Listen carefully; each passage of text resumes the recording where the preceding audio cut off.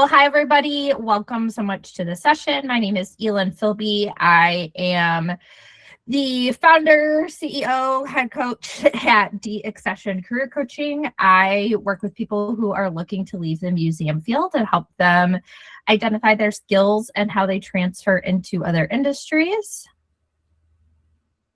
I was a museum educator for about 10 years before my priorities shifted when I had my kids, and this is what I do full-time now. Ross?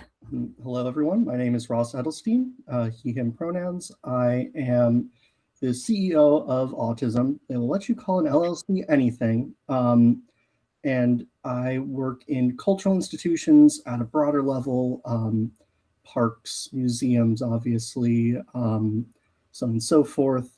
But really anything that involves interacting with the world around accessibility, particularly for neurodivergence,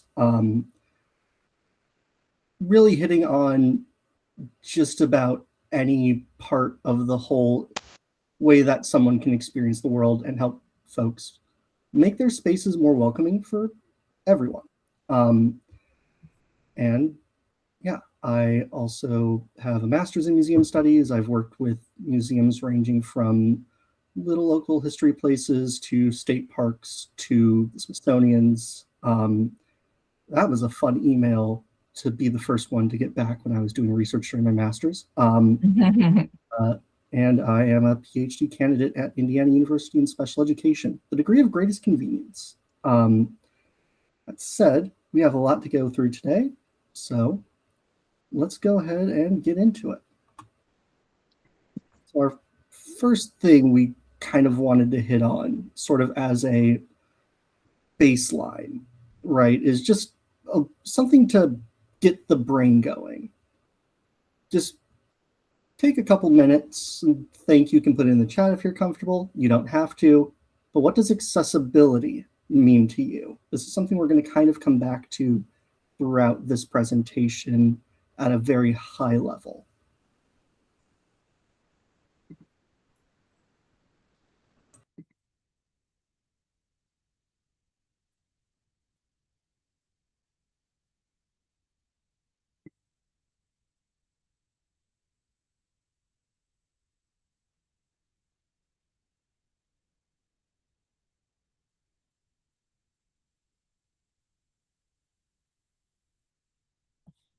Awesome. Great responses. Universal design. No one should have to ask for accommodations. They've already been considered. Variety of ways for people to thrive in an environment. Access is available no matter identity. Everyone can easily access the same thing. Understanding the ADHD autistic brain doesn't work the same way as others. Yes, this is something I am learning myself. Totally. And I think something too big we want to hit on is that a lot of time, many museums say they prioritize and champion accessibility, but when they say that, they often mean that externally. They mean for visitors, for guests, for exhibit design, and that doesn't always happen. That accessibility and accommodation is not always extended towards staff or towards the hiring process or the onboarding process. So today we are going to talk a bit about how you can implement self-advocacy for yourself as a museum employee or a person going through the hiring process, and then also offer some solutions for employers on how they can best work with us neurodivergent folks. Yep. And to sort of transition into the next bits. So one of the big things sort of getting into that, right, is none of these things exist really in a vacuum. Sure, you can have the best external programs, but people can really tell when something has been done by the community. There's a great piece of literature, if anybody wants to reach out to me after, Ross at autismllc.com. But that said, it's called From On to With to Buy. And it talks about, in particular, intellectual disability and participatory research, aka taking research from being on somebody to with people as collaborators to being conducted by them. And that really gets into why this is important, even if you're not just looking at this from a hiring perspective, whether you're the hiring person or the hiree person, however that may be. If you're only thinking about accessibility as for somebody and not something that is done with people, which includes your employees, you're letting things go. But let's talk about self-advocacy. One of the things that, as again, a special education doctoral student, is one of my least favorite terms. I say this because of the way it's usually framed. So before we get into that, let's real quick talk about what neurodivergence is, because that's something that a lot of people tend to think they know, but really has a long bit into it. And I'm not going to spend a lot of time on this. Happy to talk more about this another time, but the quick version is that think of neurodivergence as a target. The outermost layer of the target is everybody, right? The whole concept of neurodiversity is that it includes everybody, like all forms of diversity. Now, within that, the sort of middle ring of the target in this analogy, that is neurodivergent people, people who exist outside of the norm. And then within that, the sort of very center, most precise bit is a specific disability. So within neurodivergence, you have ADHD, autism, dyscalculia, another one that I have, intellectual disabilities. You have other specific learning disabilities. And fun fact, if you were to go by pure diagnostic numbers, which there are other considerations there, but if you were to go by that standard, and that was how what the basis for the number of people talking about these things was, it would be way more folks with dyscalculia, not dyscalculia, dyslexia. That is the most diagnosed kind of neurodivergence. Most people, when they hear it, think of it as a code word for autism, but here we're really looking at this from a broad perspective.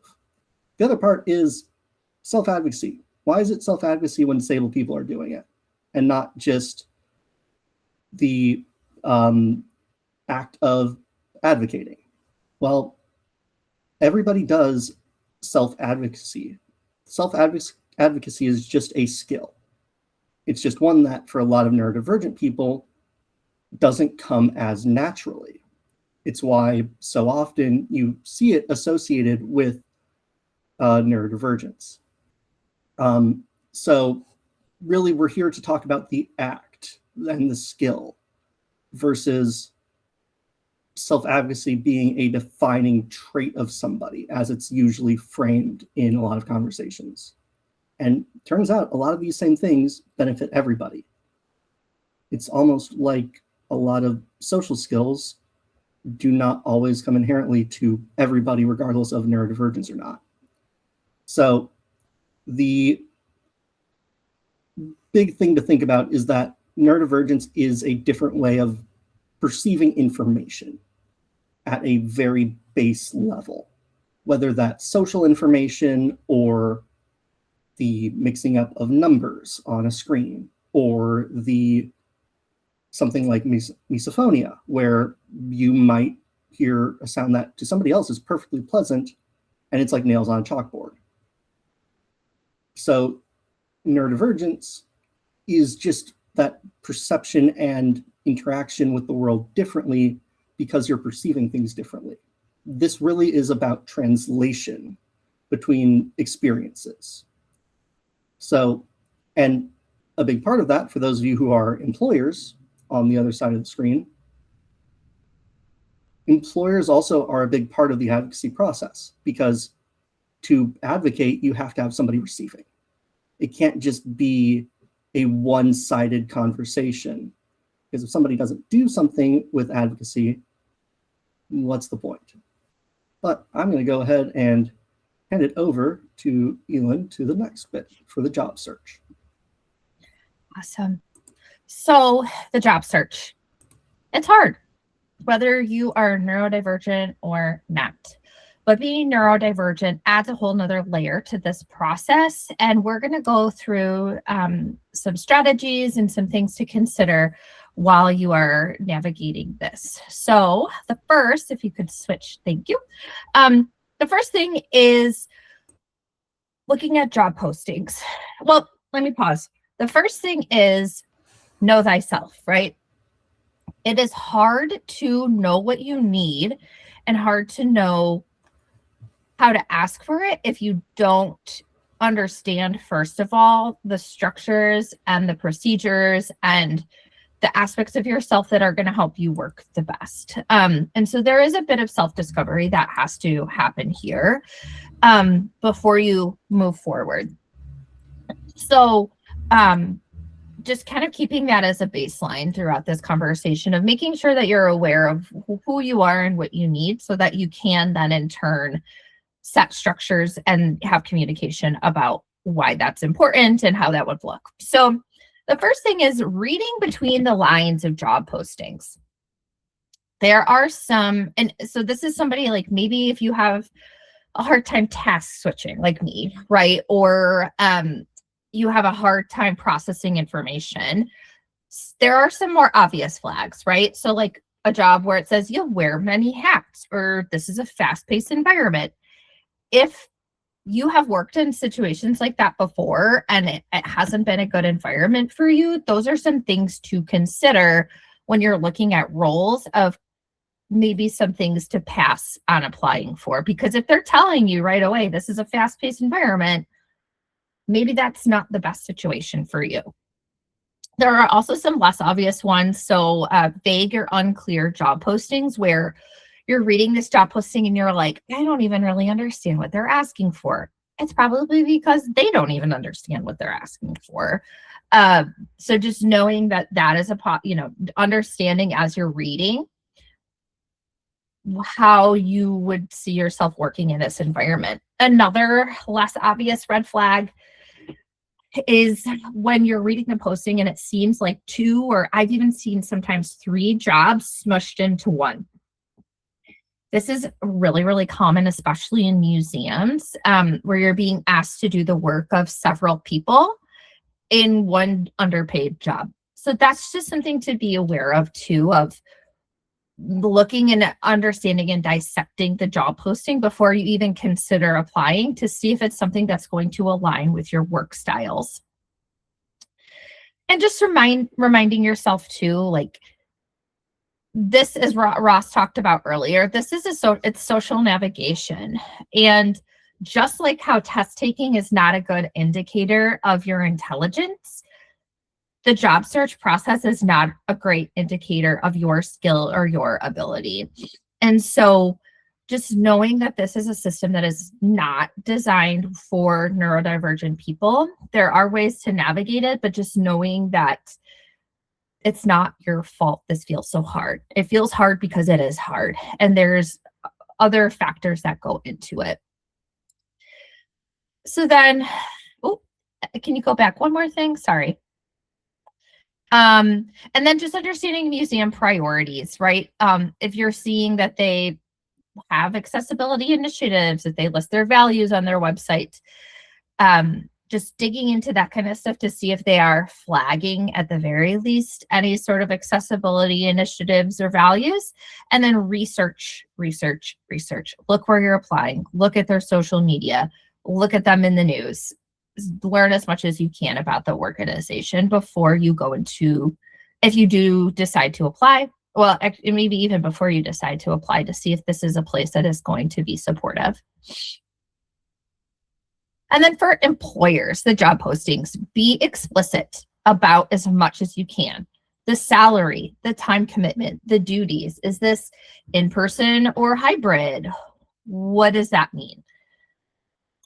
Sometimes we need to include that do other duties as assigned catch-all. I understand that that is just kind of a part of job postings, but be ready to clarify that and set up metrics and boundaries around that when the time does come. If there are physical requirements, calling those out honestly, lifting, being on site, that kind of stuff. Ensuring that different departments are aligned, making sure that the departments understand how this new role is going to interface within the organization, so that boundaries and chain of command and who is delegating tasks is very clear and defined. And then again, remembering sometimes it feels easier to put up a vague posting and just kind of see who comes in and filter from there. That can really attract mismatched candidates, people that are not a great fit, people that are not really sure about what they're going to be doing, and that will create friction later. So by being transparent and upfront during the posting process, that can help to self-select in more people that are going to be a better fit for the role.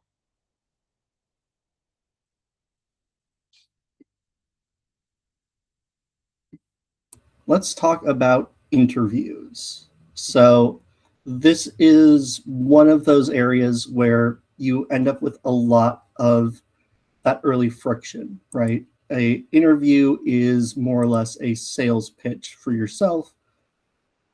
It can kind of suck to do. I'll be completely honest, especially if that social element isn't the easiest thing for you. So let's go ahead and talk about things you'll probably want to have prepared. So the first thing is prepare your own questions, right? At the end of the day, a good interview is an interactive process. It's not just about you being the one who's in the hot seat. It's about being able to learn, because a lot of people can write up a good game for a job posting. Not everybody is going to actually be walking the walk.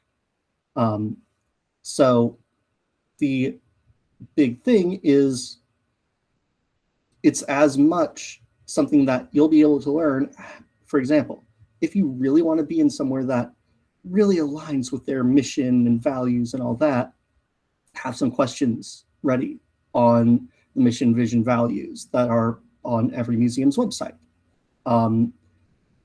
And show that you've at least gone and looked at the website. Even if, it doesn't have to be, I spent 30 hours researching every moment of this museum's history. You might end up doing that. That is perfectly acceptable.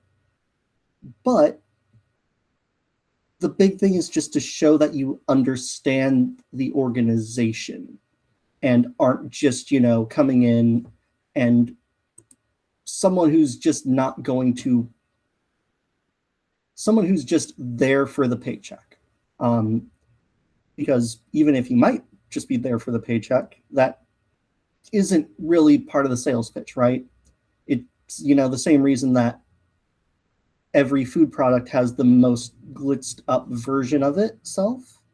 When, for example, if I'm going and getting chicken nuggets, I'm just there for the chicken nuggets. I don't care if it looks good on the package.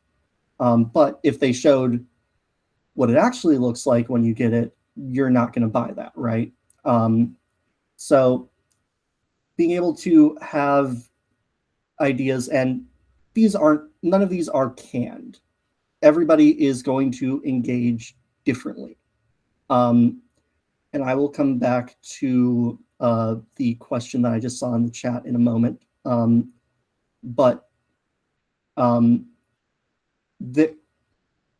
if we're not giving you a specific script to go from, if scripting, or for those who don't know, the sort of pre-preparing ideas ahead of time to have for a interview or any social situation works, have things, even if it's just bullet point lists of things you want to make sure you hit. Again, it's for somebody who isn't neurodivergent, that's just called having notes. But in this case, you might want to have literally the exact phrasing of the question you want to have. But questions like, I tend to work best with thing. And when I say that, it can be anything. This doesn't have to be a specific accommodation.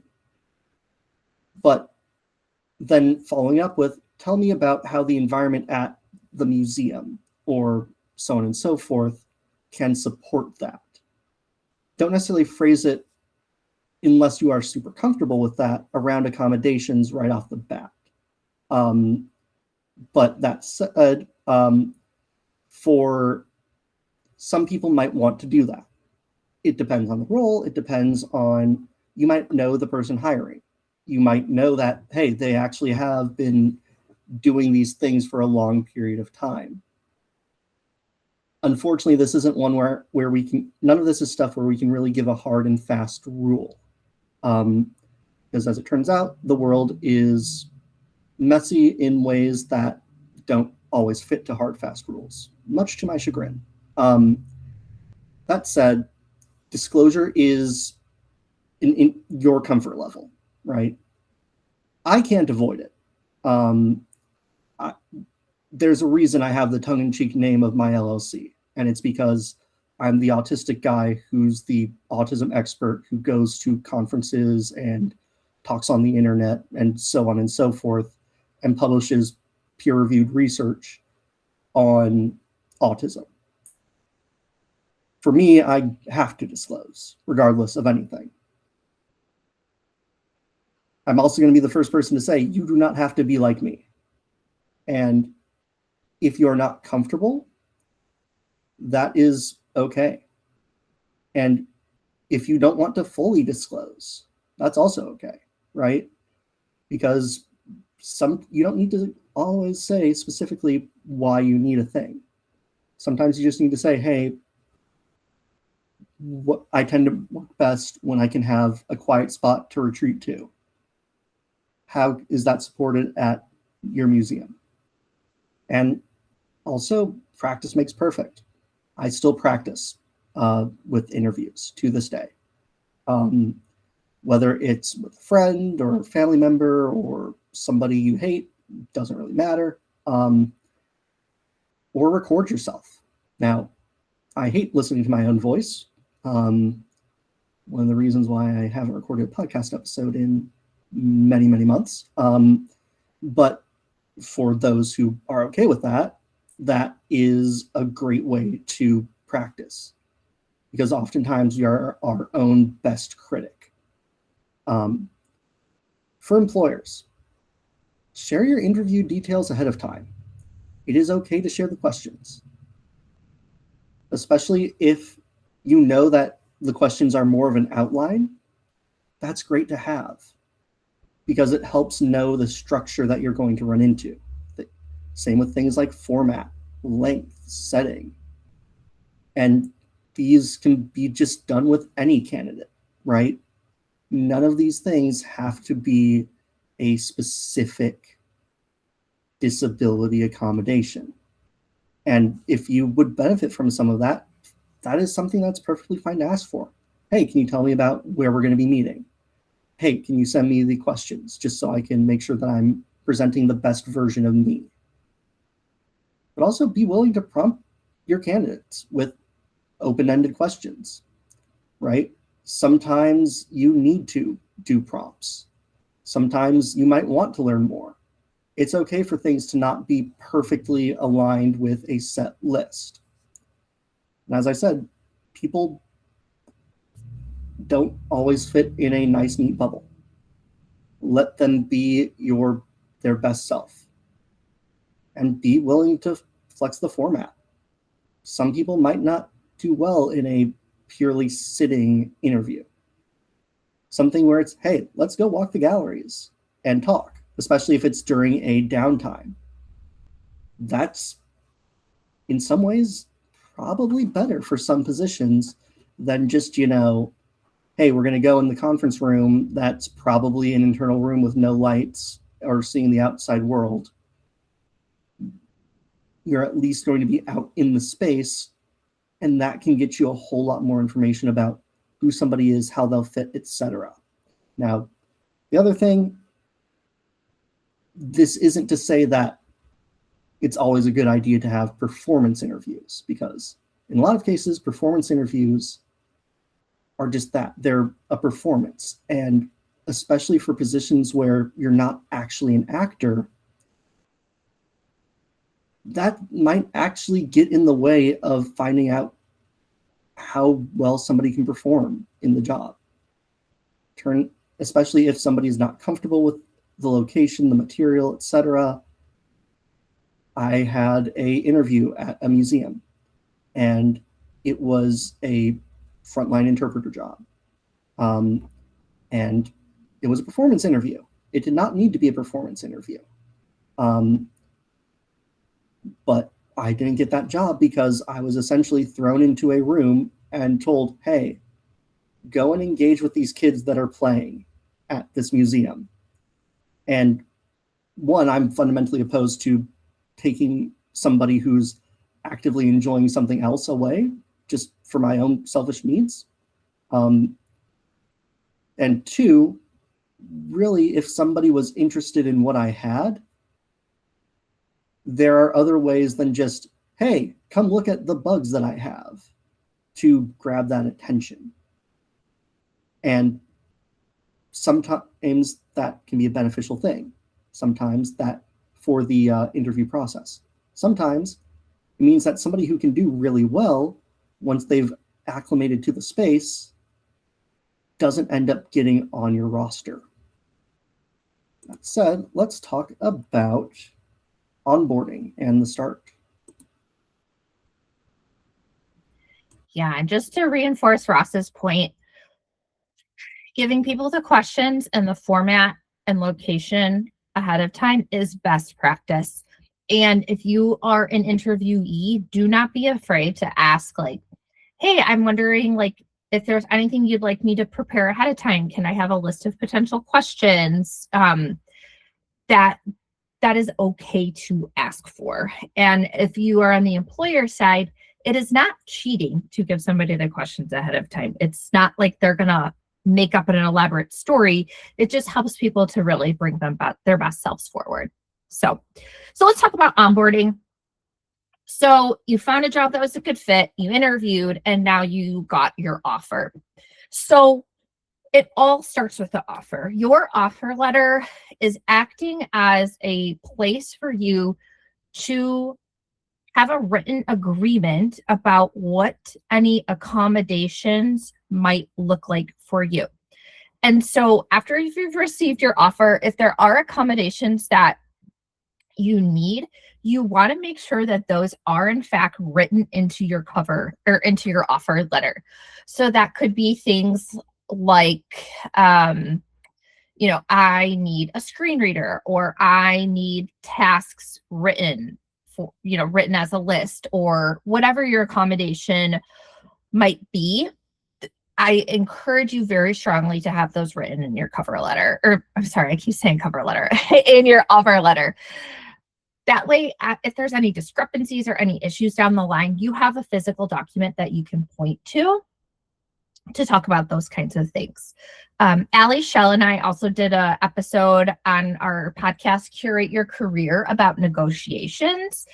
And that episode, negotiations is not just about money. It's about all these other factors that go into you being a successful employee. So I really encourage you to go and listen to that episode too, because it does outline things like work from home, telework, any sort of other things you want to add into your role. So make sure that everything is outlined and documented in that offer letter. And then either before your first day or on your first day, being proactive to set a meeting with your direct manager to go through expectations, outcomes, communication styles, feedback styles, structure. as we know in the museum field, there's not a lot of manager training. You most of the time become a manager by default or by tenure, right? You'll get moved into a manager role because you've been there. And very few museums actually offer management training. So this is an opportunity where you want to step in and help your manager to say like, hey, this is how I work best. This is how I'd like to define things and structure things. Let's just get this all out on the table now so that we avoid issues or communication breakdowns down the line. So telling your supervisor how you like to receive instruction, how you like to receive feedback, setting this early reduces chances of friction later on. And again, write it down. Have it all written down so that if something comes up later, you can refer back to what you have in writing. So I recommend having this initial day one meeting. And then in the first 30 days, having a more structured, dedicated meeting cycle about needs, accommodations, check-ins, how are things going. Don't wait for the problem, get ahead of the problem by opening up this dialogue, because the way that you might need something delivered or the way that you might receive instruction or feedback best might not be something that your supervisor is familiar with or has initial comfort with. So you want to take that time to figure out what works best for the two of you in your relationship. Then 60 days out, 2 months in, how are things going? And Ross has a great phrase, and I'm probably going to botch it, Ross, about there's empathy in this. It's not just about giving accommodations. It's about checking in with people, seeing how they're doing, providing a level of empathy, right? And that's, for the employee and for the employer, right? Because this is something new for both of you. You're both learning how to work together. So checking in, how is the structure working? Do we need to tweak anything? What's going well? What's not? And then trying to make this a standing practice or a standing meeting, not just a one-time event. And I know that in museums, things are fast-paced and it's hard to pause, hit the brakes, slow down, and check in. But I really want to encourage that both as an employee and as a manager, this is going to help to prevent issues down the line. So continuing this as an open dialogue, this is not a one-time fix. This is not a one-time meeting. It's a continual cycle of empathy, of check-in, of refinement to have the best working relationship better. So building those feedback loops in too, so that they also feel normal, right? I've been in situations where things have gotten to a point of escalation and I didn't know that it was an issue because nobody ever told me, right? And I sometimes lack a little bit of social awareness. So just having that feedback loop so that feedback is a part of your culture, it's a part of your relationship, rather than feeling like an escalation or an attack when things come about.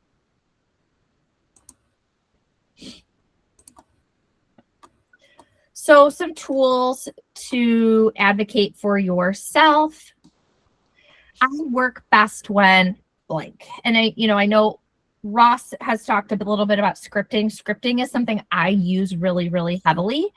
And I will even just take it into meetings with me, bullet points of what I want to talk about and key phrases I want to say, because that helps me to remember to say them and say them how I want them to be said. Something also too, especially when we're talking about that offer letter, you don't always have to have these conversations in real time. They can be via email so that you can take the time to craft and make sure you're saying what you need to say. So saying something like, I work best when blank, that can help your supervisor to know, okay, like this is how I want to set this up. How can we make this work together? So again, back to my biggest point at the beginning of understanding your own needs first. I have to have written instructions. If you tell me do these 3 things, I've forgotten the first one by the time you've got to number 3. So whether you're writing notes or your supervisor is writing them for you and handing it over, you have to understand what you need and how you need it so that you can be most effective. Workload clarity. This is another big one. Understanding and establishing systems in case competing priorities or urgent requests come up. The ADHD brain is an interest-driven brain, not a priorities-driven brain. And so if there's an urgent task that comes up, but I don't want to do it and I'd rather be doing this thing that I'm really interested in, that creates an issue because it's competing priorities. So having a structure and having clarity of how you handle the workflow of things can be really helpful. Another is boundaries and feedback, establishing early on how you want to receive feedback before there is feedback to give. And maybe even to understanding of like, if there's emotions involved, if it's a heightened situation, do we pause and come back to it later? Do you want to address it right in the moment? How does that work best for you? And then employers. As Ross said at the beginning, this is a two-way street. Your employee can advocate as much as possible. They can ask for accommodations, but you have to be willing to support those and listen. So your employee can tell you what they need, and it's up to you to listen and help to implement and understand how you can support them so that you can have a better working relationship, right? And I think it's important too to say, I'm not saying so you could be a better worker, right? This is not about work per se. It's about how you can be your best self and then therefore have better relationships, have a better, so it can be a better workplace situation for everybody. All right, let's talk about keeping the advocacy going. Now, the big thing when we're talking about long-term is that burnout is real. And especially if you're in a situation where you're constantly having to push back for things, especially if they're already agreed upon, or formal accommodations that you've gotten settled or whatever. But they're things that you have to keep pushing and pushing and pushing and pushing to have happen. You are going to end up burning yourself out. This is not an easy thing. And again, this is one of those, this is especially prevalent for neurodivergent people. There's a great article on autistic burnout and how it's developed as a separate example of burnout. Because so often, in particular with autism, it can be so hard to recover from that sort of pit, the bottoming out that comes with burnout, right? The big thing to remember is you have to have space for yourself. And sure, the big thing about museums is a lot of neurodivergent people get into this because turns out special interests, not just an autism thing, across a lot of neurodivergence lines, because the meat computer in our heads is not a not necessarily a straightforward thing. And a lot of the nice little categories we like to put together don't always match reality. So the big thing to remember is that you can't is that if you are constantly pushing, you're going to push yourself too hard. That said, you're going to notice that, especially the more vocal you get, people will change. This is true regardless of what it's about. It just can be harder when it's about you, right? So you might see good changes. People start to notice these things, and you start to get that deep organizational change that I really like to push for, where people start to think about these things not just as, oh, you have our accessibility thing shoved over here, education does it, or we throw it into maintenance or visitor services, somebody or something where it's sort of off to the side, somebody else's partial job. where the reality is it's everybody's responsibility, right? Um, the big, again, there's a reason we've been talking about employers and not just hiring managers, because it is everybody's responsibility. Might notice good, quote unquote, changes where people are talking the talk, but not really walking the walk. They're really saying the right things, but not making any of those deep changes or resistant to making changes where it really matters. For example, you might have a long-standing routine, and suddenly your manager wants to put you on a weekend day where this long-standing routine is, and springs it on you at the last moment when you've already had issues with them doing similar things and they keep promising to change, but they don't.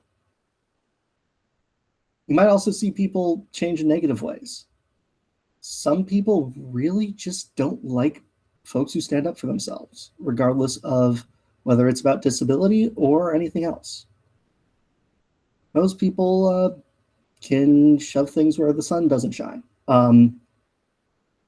That said, there are a lot of being able to notice this and react to it, right?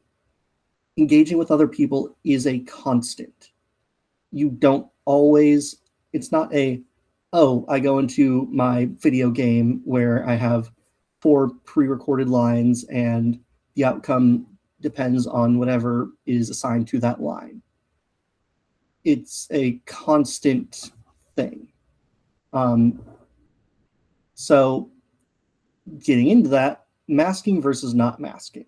Now, you'll often hear masking associated with autism, ADHD, a lot of the neurodivergences that are not as plainly obvious,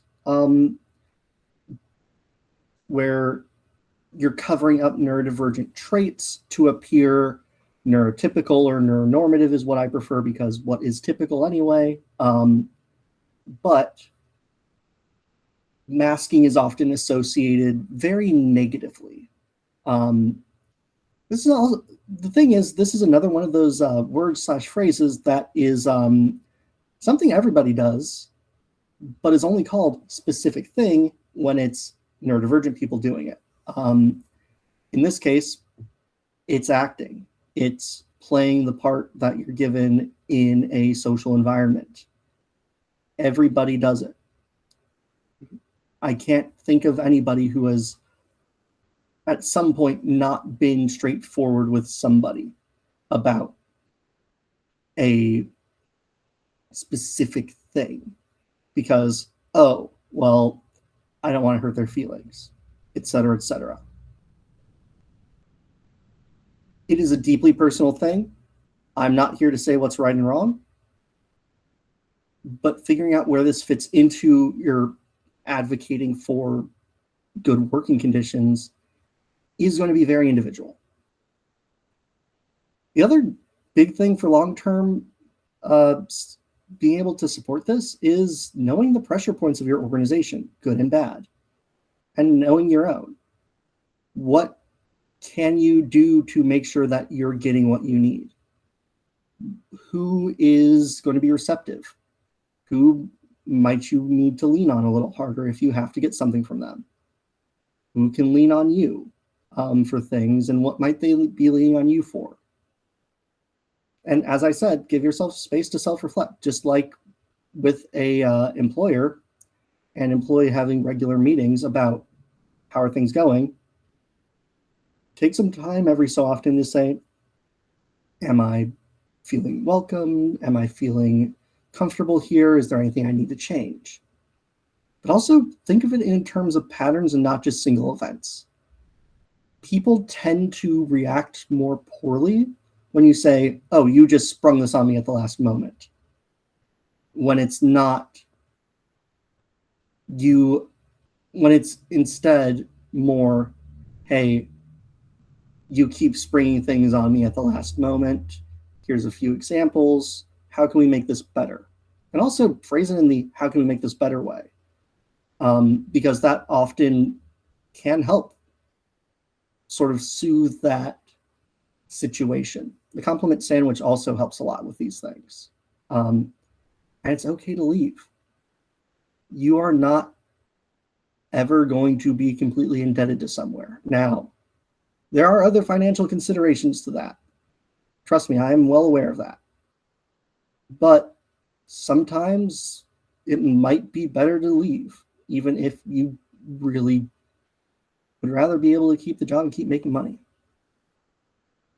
If you are the employer, if someone discloses a need, check in with them. And keep in mind, I'm saying need, I'm not saying accommodation. Everybody has needs. Not everything will need to rise to the level of a formal, reasonable accommodation. And when I say that, quick little peek into that legal jargon, the reasonable accommodation process is the whole part of, I go to my employer, hey, I need this thing provided by the company that is a major modification of how things are, whether it's text-to-speech software, speech-to-text software, so on and so forth. And the employer works with you to figure out what is the best thing for all parties involved.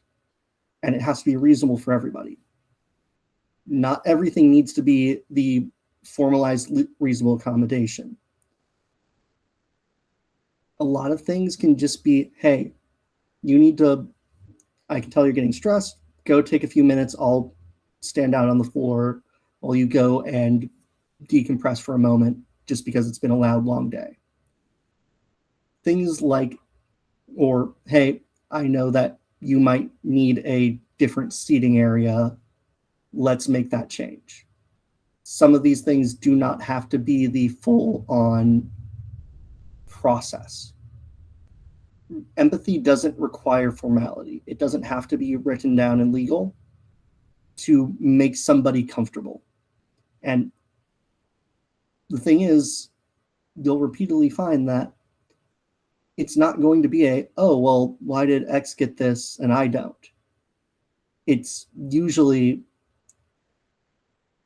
most of these things people don't notice. Sure, you'll get the one person who's kind of a butthead who will, but that is part of managing, right? That is part of being the boss, is handling this. But it's also important to notice how your employees are doing. Is somebody coming to work in a less enthusiastic manner? They might be experiencing burnout. They might not want to talk to you about it, but just saying, hey, you doing okay? Can sometimes make a world of difference on these things. Actually showing how can I be somebody to support people? But also be clear on priorities and timelines. People understand that things change, right? But so often I've been in situations where that gets changed on a whim as opposed to on a actual, hey, this is a major let's see if we can run this off ahead of time and make sure that you're communicating the why on changes that come across. But also keep things clear at the high level. Don't just say, oh, I was in this strategy meeting. Even if it's just a couple bullet points that you can just tell somebody that, oh, this is what we talked about. That can really help, because so often folks who are in managing positions will be involved with all these things and just never tell somebody why changes are happening. And other than a few very particular cases, most of the time, there is no reason to keep that away from people. On to the next slide. And regardless of who you are, you deserve to work in a way that actually works for you, right? You're a human being. You are somebody who doesn't deserve to just be put into a box, regardless of whether you're neurodivergent or not.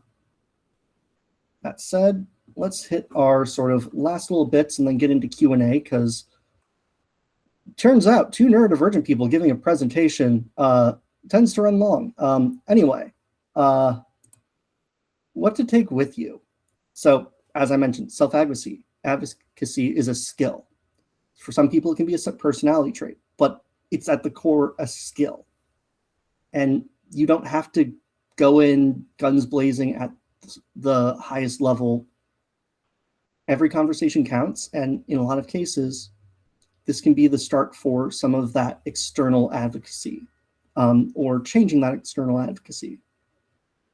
Remember that all of this, the disclosing stuff, is a spectrum, and not a spectrum in the way that most people think of it with neurodivergence, where it's a line, but like neurodivergence actually is, it's like a color wheel where everybody has different things that they're good at. You might want to disclose more about one part of what you experience than another, and that's okay. And employers, the system works better when you make space for people. If you shove your employees into a box, you're not going to get good results, especially in this field where every interaction, every experience, sure, you're crafting one, you're trying to give somebody a great experience and have an idea for that. But a great story I got from one of my professors is they were at Lincoln Home National Historic Site giving a tour, and they were really in on it, on Mary Todd Lincoln and her experiences. And at the end, the first question they got was, is that apple real in the kitchen? You're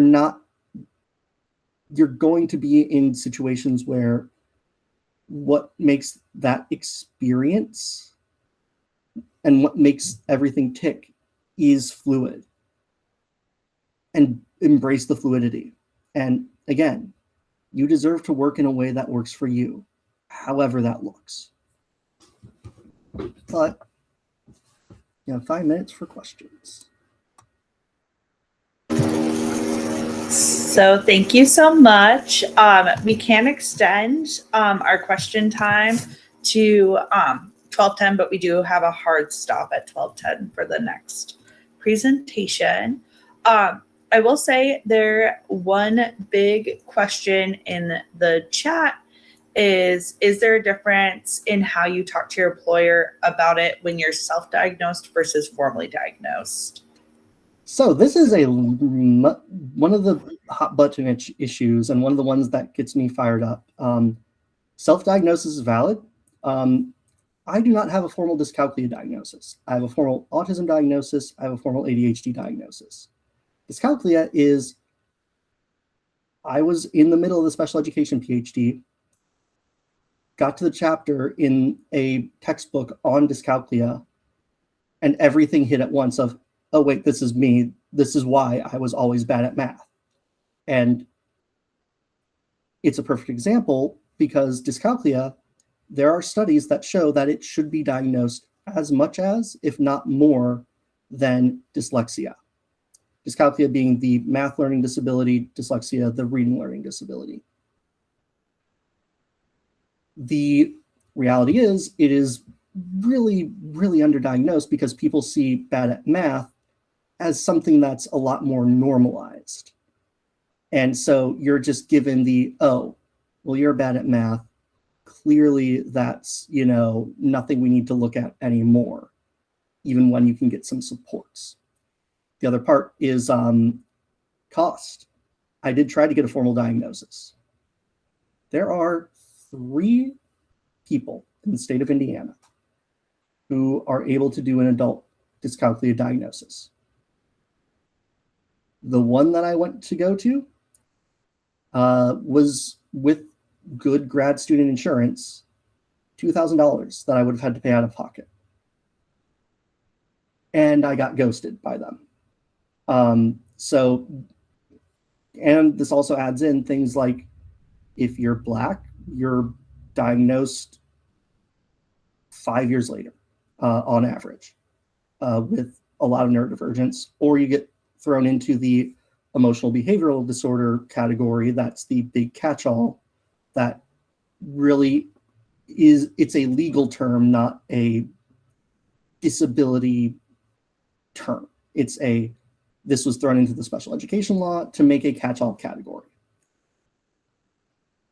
The big thing to remember with a lot of the self-diagnosis thing is you go back to the, let's talk about what you actually need. Because again, 95%, especially for accommodations in museums, etc., can be done informally. Can be done with, hey, can I just get a moment here and there? Can I get small things? There's so many people who just do not have access to getting that information. And especially given that, because the other part is I didn't follow up once I got ghosted, because there's not really anything that you can get with an adult dyscalculia diagnosis other than an adult dyscalculia diagnosis. At the end of the day, a lot of neurodivergence, other than ADHD, where you can get drugs that actually help as much, if not more, than therapy, and are one of the few spaces where that actually is a thing. But other than ADHD, you really don't get much. And 95% of what you would get, you don't have to get a diagnosis if you want professional help on. A good therapist can just help you. Mm-hmm. And then, okay, I saw another question. During the interview process, is that the correct time to ask for accommodations? And so, Anna, I'm wondering if it's accommodations for the interview process, or is it accommodations for your working? I was wondering about the working accommodations. Generally, I wouldn't do it formally until you're already hired. Yep, I agree. Especially because even if it's right as soon as you are getting there and doing your HR paperwork and all that, you will benefit most from having that foot in the door, because the big risk that comes in, unfortunately, is that one stick in the mud who sees an accommodation as an extra expense, when, especially with neurodivergence, a lot of accommodations are free or are extremely low cost. Assistive technology is keep in mind, assistive technology is everything from a pencil grip to a power wheelchair with a tablet that can do the assisted speaking bits. Communication device, that's what it's called. Words are hard, but there is a range here, and that's the big thing to remember. Most people have a preconceived notion, so wait until you actually have that foot in the door, and then you're going to get a lot more traction there. Mm-hmm. And it is illegal to discriminate hiring based on disability status, but that doesn't mean that it doesn't happen. So yeah, I would wait until you have your formal offer letter and then have it written into the offer letter. Thank you so much. Yeah. Okay, Sarah, and good luck. That's really hard. Sarah says, do you have advice for when you've asked for accommodations but supervisor just won't respect them? Example, I asked for written text, but keep getting everything told verbally. You moved on from the job, but just in case it happens again. Sometimes people just forget, or that's like they default back, they go into default mode. And it's a thing where you can keep trying to remind them. But also, the definition of insanity is doing the same thing over and over, expecting a different result. So how I handled it personally was when we would have meetings, I would write down instructions, or when they told me something, I would personally write it down, and I took accountability for that.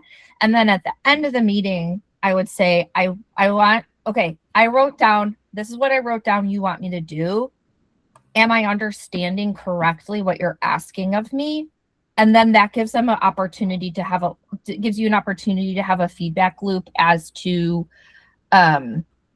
whether or not you understood. Cool. All right, there's out of time for questions. Okay. Yeah. And then I think do you mean mentioning your needs and I think, yeah, if we can answer this in like 30 seconds.